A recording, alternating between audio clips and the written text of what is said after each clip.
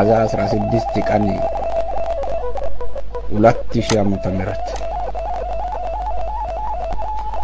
እንደ ባህር ንፋስና ማዕበል ሐሳቤ የሚወዛውዘኝ እንደ ቁልቁለት ወንዝ ትዝታይ ይዞኝ የሚጠፋ እንደ ልጅ ድርስ ምልስ እያልክ የማትጠይቀኝ እንደ አባት በአገር በወገን ባህል ያልዳርኩ ወግ ማረግህን ያላየው የጠገበ መንግስት አሳዶ የፀጉሩን መመላት የጉንጭህን ጢም ማውጣት በፎቶ ብቻ ማየው ወንድም አባት እናት ዘመድ አዝማድ እንደሌለው ብቻዬን በፈረንጅ አገር አንገት ደፍተህ የምትዞረው ብቸኛ ስደተኛ ከርታታ ልጄ ዋቆ አባገዳ ለጤናዬ እንደምን አለህልኝ እኔ እና እናቴ አታቱ መቼም ኑሮ ካሉ መቃብር ይሞቃል እግዜር አትሙቱ ብሎ ጉድ እያየን ቁጭ ብለናል። ልጄ ዋቆ ለመሆኑ ጤና እንዴት ነው? አንተ ላከው ደብዳቤ በቀደም ደርሶ ለእናቴ 2-3 ጊዜ አነበብኩላት። አብሮ የመጣውንም ፎቶውን አየንና አለቀስን። ፀጉሪ ገባ ገባ አለ፣ ጉንጭን ጢም ወረራ። ለመሆኑ ክረምቱ አሁን አለፈ ወይ? አንተና የአንተ መኪና ነጭ ጭቃ ውስጥ ቆማችሁ የተነሳችሁትን ለአንጌሳ ፎቶ ባሳየው ነጭ ጭቃ አይደለም በረዶ ነው አለኝ። እሱ አሜሪካ ሄዶ ስለመጣ ስለዚህ ነገር ያውቃል፣ ማንበብ መጻፍ አይችልም እንጂ። እኔ ነጭ ጭቃ ልጄን ዋጣ ብዬ ሳወራ በረዶ ተከምሮ እንደ ጭቃ ይሆናል ብሎ አንጌሳ ሲነግረኝ ገረመኝ። ልጄ ዋቆ እውነት አሜሪካም ኢራብ ገባ እንዴ? ኢዛም እንደ ቦረና ከብት በረሃብ በድርቅ ያልቃል እንዴ? እስኪ ልጄ እውነቱን ጻፍ፣ እኛ ምን እናውቃለን? ህዝብ ተራብን አለቅን ብሎ ሲጮህ መለስ ዜናዊ ኢራብ እዚህ ብቻ አይደለም አሜሪካ፣ ቻይና፣ ማስኮብ ሁሉ እህል የለም ተርቧል ብሎ ባሬዶ ይነግረናል። ልጄ ኢዛም ኢራብ ከገባ እዚህ ናና አብረን እንለቅ። በራብ ከመሞት በጦርነት መሞት ይሻላል።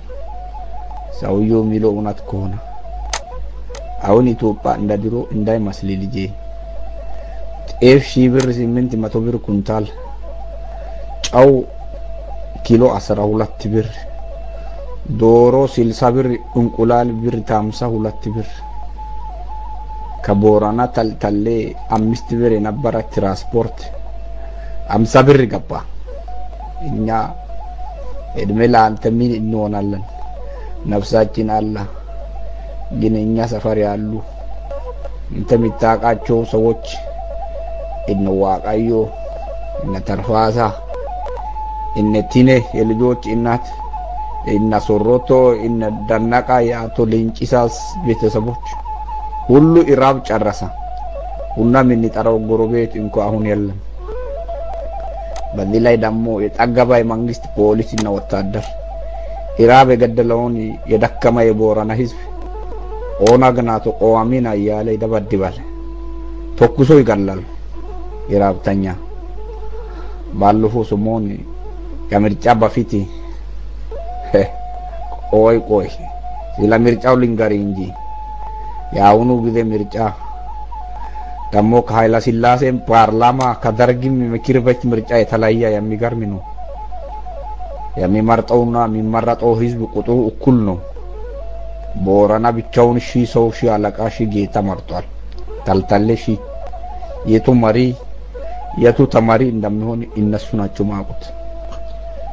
አንድ አስተማሪ እንዴት መንግስት የራሱን ህዝብ እንደ ጠላት ይቀጣል፣ ይጨፈጭፋል? አሁን ህዝቡ በቃ ተማረራ። እንደ ድሮ ኬንያ እና ሱዳን እንኳን ለማጥፋት ዝግ ሆና ኩኩዩና ጃምቦ ከወያኔ ጋር ተስማምቶ የኛ ሰው ሲጠፋ አንቀው ይመልሳል። መንግስት ደግሞ ታንቆ የተመለሱትን ልጆች እውነቱን አውጣ እያለ ወጣቶችን አዳራሽ ውስጥ አስገብቶ እንደ ሙኩት ቆለጣቸውን ይቀጠቅጣል። ሴቶች ልጃገረዶችን የዚህ መንግስት ወታደር አስር ያለው እያለ 5-6 ሆኖ 18 ዓመት ባልሞላት ልጃገረድ ላይ ይፈራረቃሉ። እኛን ጣላን ነው እንዴ ያላደረገን? ጣላን እንዴ ያላረገም? ልጅ ዋቆ እግዚአብሔርን እኛ ምን ብንበድል እንዴ ያለ አውሬ መንግስት የኛ ራስ ላይ አስቀመጣ።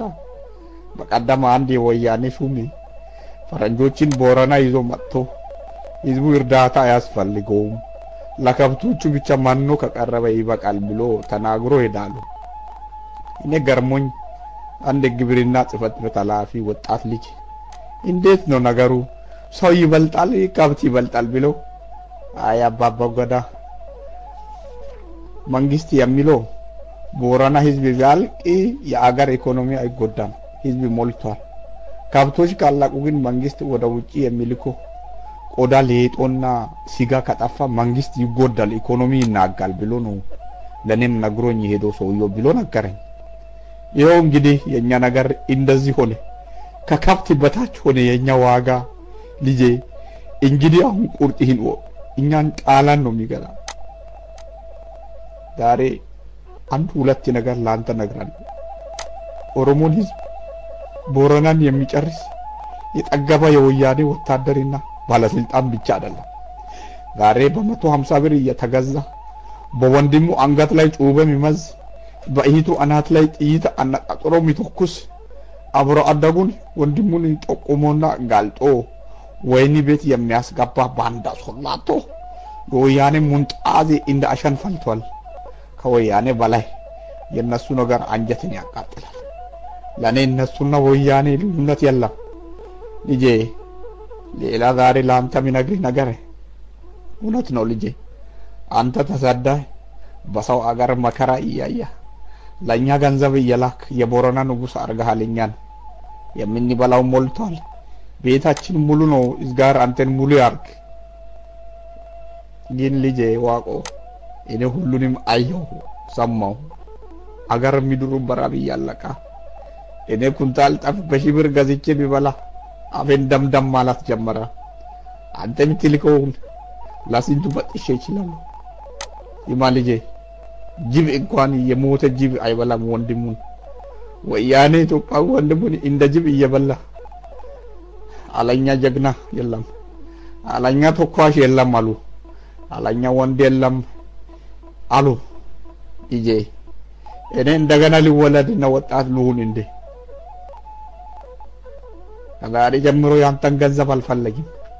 ቦረና የሚሆነውን ሆናለሁ። አንተም በሰው ሀገር አንገቴን ደፍተህ አትኑር።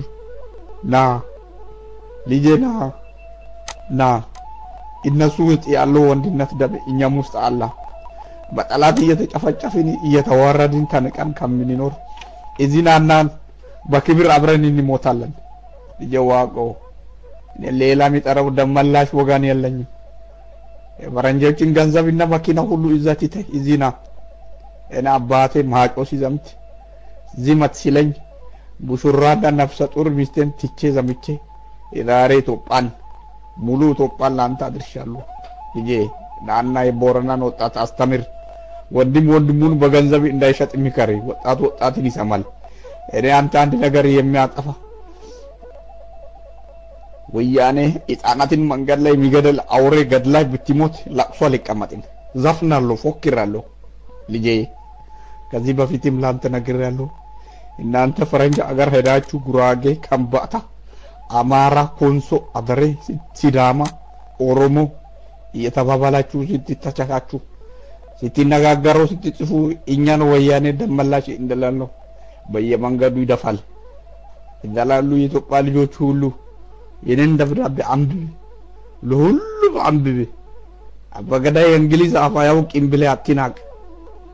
ተልተሌ ቀኛዝማች ነጋሽ ሶኔሳ ዘመድ ከእንግሊዝ ባየር ቆርጦ መጥቶ ወረቀት ጽፎ ወጣቱን ሲላስተማረ ተልተለን ወያኔ ፈርቷል። ልጄ ዋቆ የነሱ ጣት ብቻ ነው እንዴ ጥይት